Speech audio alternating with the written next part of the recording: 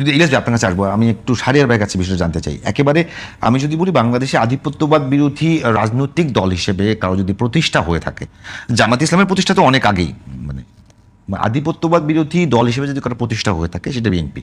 তো এখন যে বিএনপি পুরো সময় নির্বাচনে জয়লাভ করেছে এই একটা ইস্যু দিয়েই সব সময়, তো হঠাৎ করে মানে জামাতের পক্ষ থেকে, এনসিপির পক্ষ থেকে এই অভিযোগটা কিন্তু জোরে সোরে করা হচ্ছে যে বিএনপি আধিপত্যবাদ বিরোধী, তার যে ক্যারেক্টার সেই ক্যারেক্টারটা হারিয়ে ফেলেছে।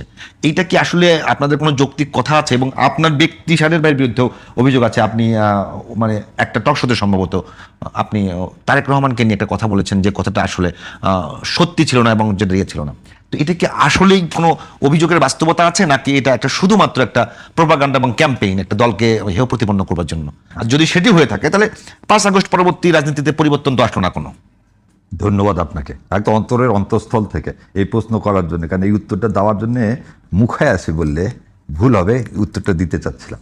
প্রথমে তার আগে একটু বলে নিই, হঠাৎ করে মনে হয়েছে আমি রহিম আফরোজের লিগ্যাল অ্যাডভাইজার। রহিম আফরোজ যে সোলার প্যানেলের আর একটু বলে দিই, আমি একটু আগের প্রশ্নটার জন্য একটু বললাম যে হঠাৎ করে মনে হলো, সেটা হচ্ছে অনেক কোম্পানিগুলোর মধ্যে আমি রহিম আফরোজ গ্রুপের হচ্ছে লিগ্যাল অ্যাডভাইজার। আর আরেকটা জিনিস, সোলার সৌরশক্তি হচ্ছে ডক্টর ইউনূস সাহেবের একটা পার্ট। সো এই সৌরশক্তির কারণে ডক্টর ইউনূস সাহেবের সাথে আমার বসার সৌভাগ্য হয়েছে এই লিগ্যাল ম্যাটার নিয়ে। এইটা তারা সোলার প্যানেল করছে ঈদ কলের মাধ্যমে। এই ঈদ কলের ফান্ডটা দিছে ওয়ার্ল্ড ব্যাংক। ওয়ার্ল্ড ব্যাংক কী করে শোনেন, ওয়ার্ল্ড ব্যাংক 4 ধরনের ফান্ড দেয়। নাম্বার 1, ইন্টারন্যাশনাল ডেভেলপমেন্ট অ্যাসোসিয়েশনের মাধ্যমে low interest or zero interest. 2, IMF concessional facilities offer zero interest loan.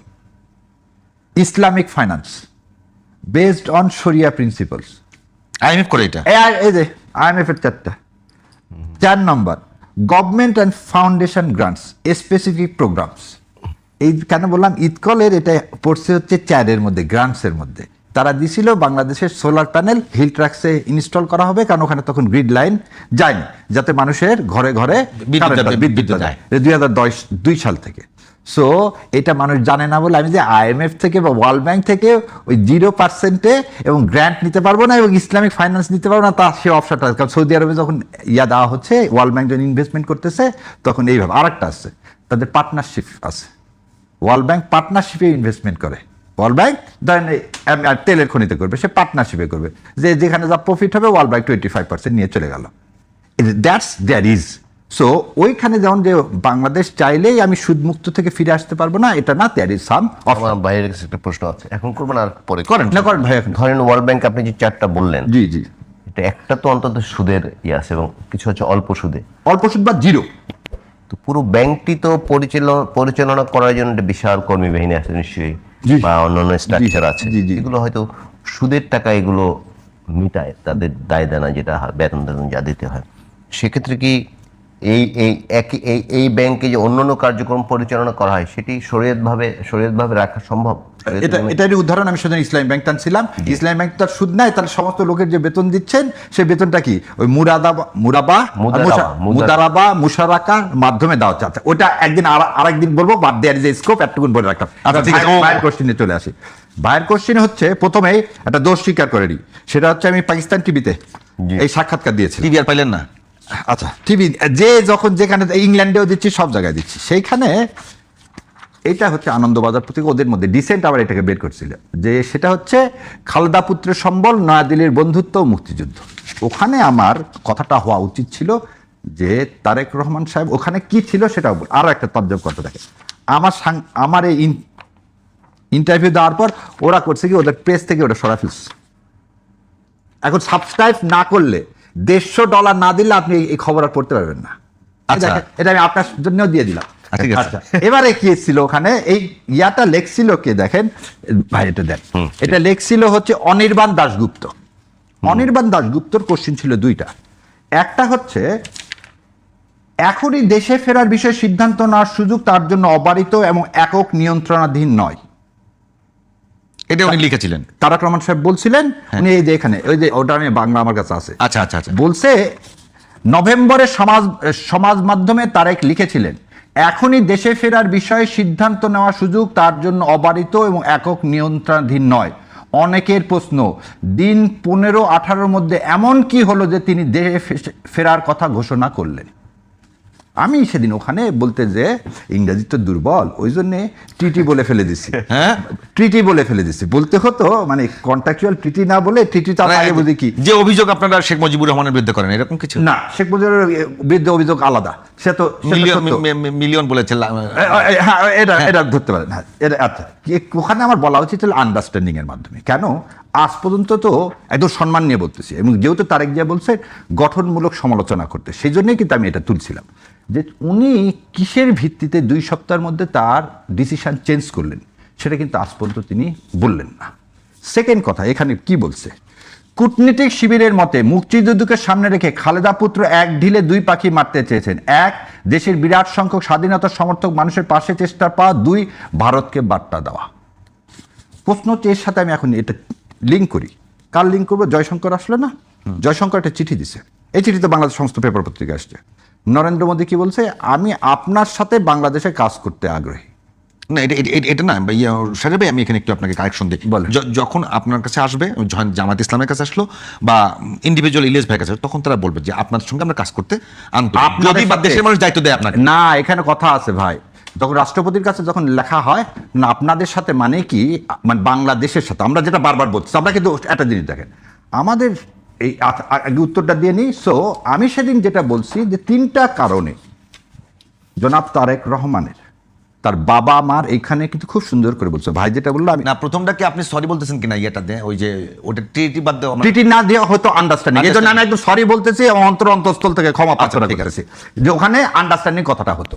Secondly যে কথাটা বলতেছি, দেখেন শহীদ প্রেসিডেন্ট রাষ্ট্রপতি জিয়াউর রহমানের 2টা মূলনীতি ছিল। একটা মূলনীতি হচ্ছে ইসলামকে ধারণ করা, যারা ইসলামের বিরোধিতা করবে তাদের থেকে সরে আসা।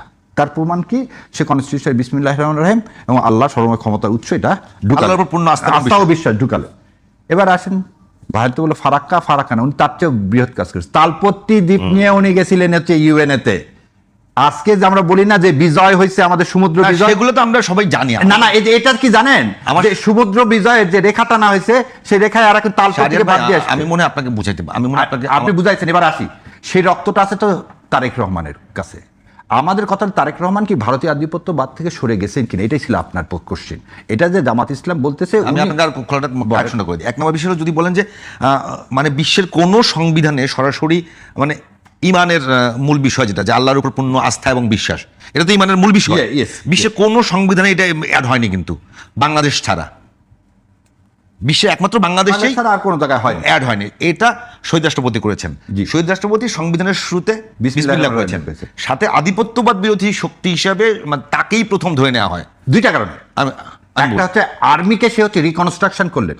আমি ব্যাখ্যা দিই। এখন এই মানে শহীদ রাষ্ট্রপতির দলকে আধিপত্যবাদের পক্ষের দল হিসাবে যে ক্যাম্পেইন করা হচ্ছে, সেই রিজনটা এই কথাটাই বলতেছিলাম যে আজকে কেন রিজন হলো। প্রথম কথা, আমি বললাম যে আমার ফেরার পিছনে কোনো কারণ নেই।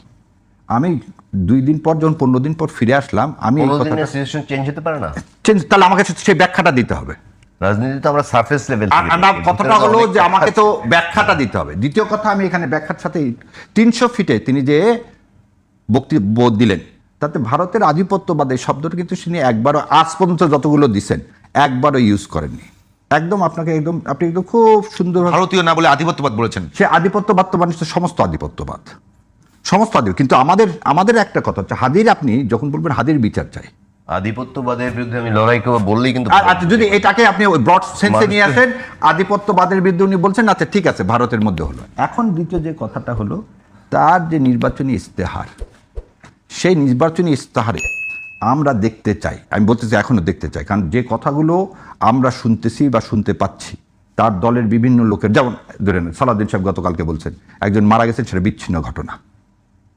এইভাবে যদি আমি প্রতিটা জিনিসকে যদি মালায় গাঁথি, তাহলে আমি 2টা জিনিস দেখতে পাচ্ছি। 1 নম্বর হচ্ছে, যদি এই রিপোর্টটা সত্যি হয়ে থাকে আনন্দবাজারের, এটা আপনি বলেন আনন্দবাজারের রিপোর্ট সম্পর্কে আজ পর্যন্ত বিএনপির কোনো দলীয় কোনো স্টেটমেন্ট নাই যে আমি আপনাকে একটা কথা বলি, কথা বলি, বেশি হয়ে গেছে কি প্রতিবেদন আর মানে আমি বলি নিউজ এবং ভিউজের মধ্যে পার্থক্য আছে, আর কিছু কিছু জায়গায় মন্তব্য প্রতিবেদন বলে একটা শব্দ আছে।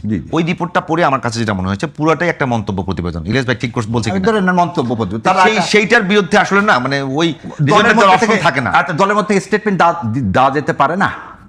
দরকার নাই তো এগুলো, আর কারণ আপনার যদি বলেন যে দরকার নাই, যদি কেউ বলে দরকার নাই, আপনি যেটা না, আমি মনে হয় আমি মনে হয় একটা জায়গায় খোলাসা করতে পারতেছি না যে আসলে মানে সম্প্রতি কোনো কারণে কোনো হতে পারে, কিন্তু আমি ইলিয়াস ভাইয়ের সঙ্গে কথা বলছিলাম যে আওয়ামী মুসলিম লীগ থেকে আওয়ামী লীগ হয়ে গিয়েছিল একটা মুসলিম জাতীয়তাবাদী দল, একেবারে বামপন্থী ঘরানার দলে সেকুলার হয়ে গেছে, নজির আছে।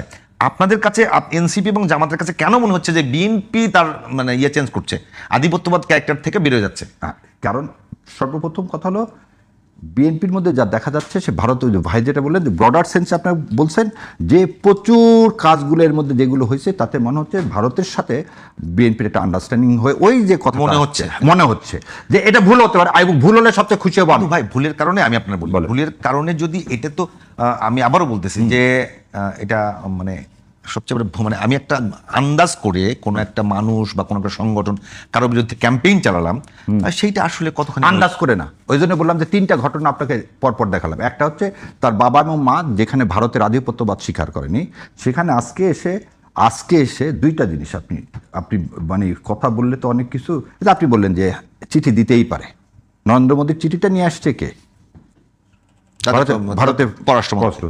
তিনি ডক্টর ইউনূস সাহেবের সাথে বসেননি, কোনো পলিটিক্যাল পার্টির সাথেও বসেননি, কিন্তু তিনি হঠাৎ যখন দেখতেছেন আমাদের দেশের মানুষ, আপনার আরেকটা জিনিস বলি, কেন সবসময় ইন্ডিয়ান সমস্ত পেপার পত্রিকা, এগুলো সব বাদ দিই, সমস্ত পেপার পত্রিকা বলতেছে যে বিএনপি ক্ষমতায় আসলে ভারতের সাথে সম্পর্ক ইমপ্রুভমেন্ট হবে। এটা কি বিএনপির দোষ? না না, আপনি আমাকে এটা বলেন যে ভারতের সাথে যে আপনি সম্পর্কটা কিরকম হবে সেটা তো আপনি আজ পর্যন্ত বললেন না রে ভাই। আপনি কি বলছেন যে আমার বাবা মার সাথে যে সম্পর্ক, যে রক্তের কারণে যে জন্য আমার মা মারা গেলেন, আপোষ করলেন না, সেই একই ধারা আমি চলবো? আজকে এই ইয়ার কথা বলি, আজকে পানির কথা নিয়েও আজকে এই মাহমুদুর রহমান ভাই আজকে যে সম্মেলনে যে দুটা কথা বললেন, যে রুহুল আমিন ভাই থেকে শুরু করে সমস্ত সাংবাদিকের কথা নিয়ে আসলে, ওখানে প্রথম আলোর পানি নিয়ে কথা বলছিল, পানি আমাদের পানি নিয়ে কথা, এবং তারেক রহমান সাহেব এটাই অ্যাড্রেস করছে। তিনি কি একবারে তিস্তার কথা আর ফারাক্কার কথা বললেন ওখানে? ইলিয়াস ভাই এটা একটু বলবেন, ফারাক্কা এবং তিস্তার কথা বললেন না? আপনি তো এই কথাটা যে বললেন ফারাক্কা তিস্তার কথাটা তো মেন, আমার যদি ড্রাইড আপ হয়েছে তো এদের জন্য। ইন্ডিয়ান আগ্রাসনটাকে খালি রাজনৈতিক না, আর ইন্ডিয়া কেন আমার ভোটকে লেজিটিমেসি দিতে হবে ইন্ডিয়াকে, এই কথাটা তিনি যে যখন বলতেছেন, আমি দুইটা জিনিস আরেকটা বলি, যে যারা গত 15 বছরে সবচেয়ে বেশি অ্যাসাসিনেট করছে তারেক রহমানকে এবং বেগম খালেদা জিয়াকে, দেশনেত্রীকে, তারা কিভাবে এসে এই কয়েকদিনের মধ্যে তারা এসে কিভাবে তার সাথে বসে হুজুর হুজুর করে যাচ্ছে? আমি খালি সাংবাদিক বলবো না, ব্যবসায়িক বলবো, সবাইকে বলবো, কারণ আমি উদাহরণ দিয়ে বলতে পারি। এটা আপনি ফারাক্কা এবং আইডিয়া নিয়ে বললেন।